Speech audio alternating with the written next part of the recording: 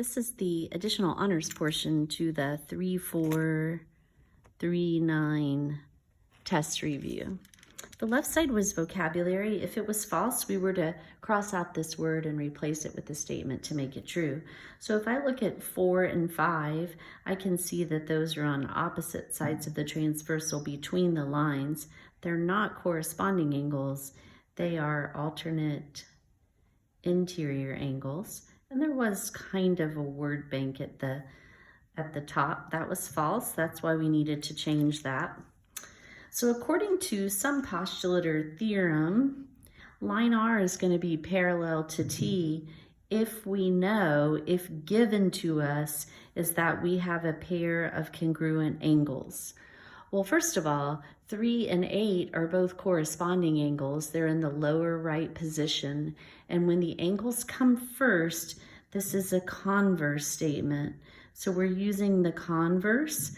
We have the corresponding angles that are congruent, and that's going to lead to the parallel lines. When the angle relationship comes first and results in parallel lines, that's always a converse statement. So that one was false as well. If R is parallel to T, are consecutive interior angles 4 and 6 going to be supplementary? Those are consecutive interiors, and that is how they relate to each other if they're formed by parallel lines.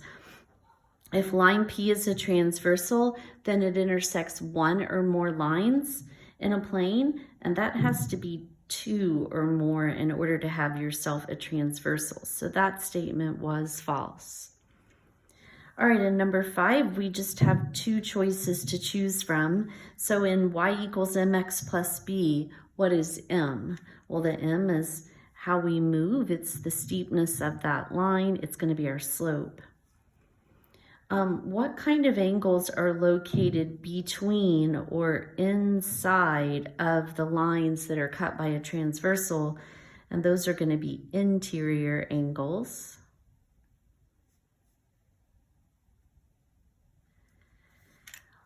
This equation, I have y plus a number equals the slope times the quantity x minus a number. That's what we call point slope form. If you're curious, the slope of the line is -5/8, and the point on the line, it's x minus the x coordinate, and y minus, it must have been minus a -6 to make it become +6. That's the point on the line, and that's the slope of the line. All right, if 2 what are cut by a transversal, then each pair of alternate interior angles are congruent. Well, that only happens when a transversal crosses parallel lines. So those lines need to be parallel to one another. And then we want to define these in our own words. Rate of change is really just slope. So however you think of slope, it's constant. It's the steepness of a line. It's the vertical change over the horizontal change. And then skew lines are lines that never intersect. So they'll never touch each other or cross, but they are not parallel. So they're in different planes, essentially. Remember, it would look something like this. Not touching, but a separation between the lines. One's running horizontally, one's running vertically, something like that. Those aren't parallel, but they'll never touch. Okay, identify the intersection of 2 planes. So remember, when planes meet, they form a line. We have plane ABD. That ABD is the bottom of the prism, and then CDE. CDE is the back of the prism, and the pink and the purple touch along that back edge. So that's going to be segment CD. A segment skew to BC. So BC is down here. And I want to name a segment that doesn't ever touch it. AD doesn't touch it, but it wouldn't be AD because those are parallel. Never touches this, but not parallel. And it would be either one of these 2 edges. I think I said prism earlier. This is pyramid, of this pyramid. So we have edge EA or we have edge ED. All right, now we're just identifying the angles, 5 and 13. 5 and 13 lie along transversal D in the same position. Those are corresponding angles, 7 and 12 are on opposite sides of this transversal inside the lines. Those are alternate interior angles, alternate interiors. 9 and 16 are on opposite sides of this transversal, but they're outside the lines that they cross. Those will be alternate because they're on opposite sides, exterior because they're outside the lines. And then they go on to talk about 6 and 10. So if we know that 6 is 89 degrees, what is 10 going to be if A and B run parallel to each other? Well, when consecutive interior angles are formed by parallel lines, those are supplementary. So I need to subtract 89 from 180. That'll leave us with 91 degrees. All right, number 7. Let me just quickly redraw this really quick. So it's talking about lines A. So it's using this picture up here that's a little small. And we have been given measures for 8, 12, and 11. And we know that the lines are parallel to each other, okay? 8 is 4x plus 10. 12 is 7x minus 17. And 11 is 3y. And we want to find the values of x and y. Well, I got to start with the x's because I don't want to write an equation that has 2 variables in it. And I know that consecutive interiors are supplementary. So we'll end up adding the 4x plus 10 and the 7x minus 17.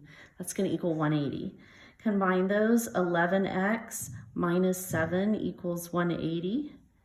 Add 7, 11x equals 187. Divide by 11, and we're going to get 17. That's the value of x. I'm going to take that and I'm going to plug that in right there. So 4 times 17 plus 10. 4 times 17 is 68. This is going to be 78 degrees. Angle 8 and angle 11 are alternate interiors, so they're equal to one another. So now I can take the 3y, and I know that's 78. Divide both sides by 3, and we end up with 26 for y. All right, back to the paper. On 8, 9, and 10, we're just finding the slope of the line that passes through the points. I'm going to zoom a little bit. I might be zoomed in as far as I can go. All right, so on number 8, I'll do it the formula way. So it's 7 minus 11, y minus y, over 5 minus negative 5 plus 5. So we end up with negative 4 over 10, which is fine, but that also, they're both even, can reduce down to negative 2 over 5. In number 9, we've got 0 minus negative 1, so plus 1, over 14 minus 7. So we end up with 1 over 7. That's all we can do with that. And in number 10, we have 8 minus 9 over negative 3 minus negative 6, so plus 6. So we're going to end up with negative 1 over positive 3. That's the same thing as just negative 1/3. All right, for 11 through 13, we'll decide whether they're parallel, perpendicular, or neither.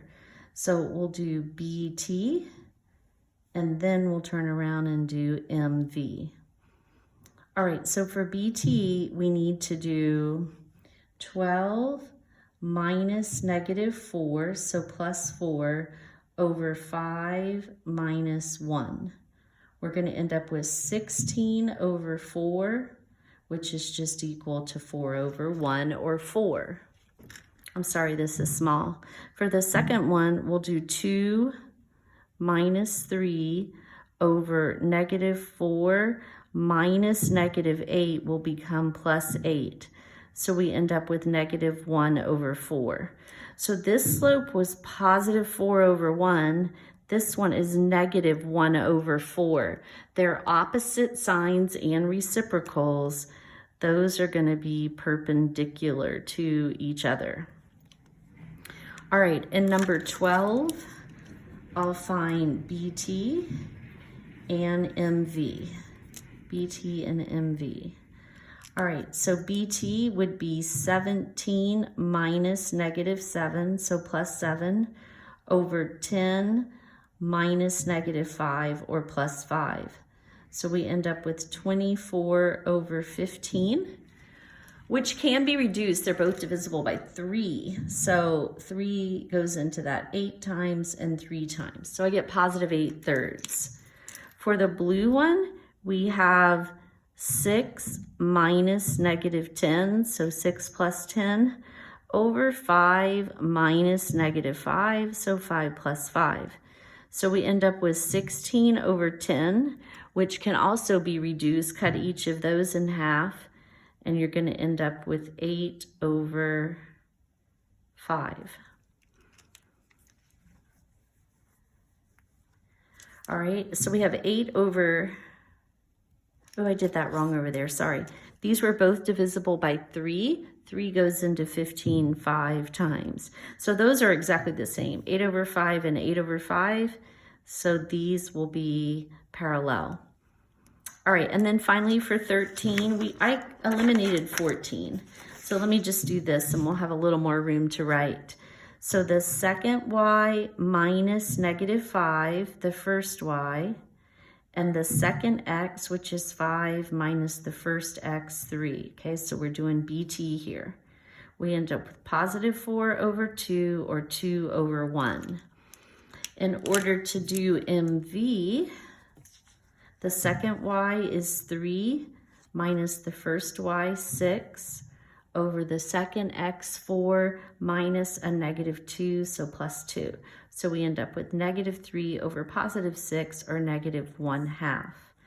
Those are flipped and they have opposite signs. So this one was also perpendicular.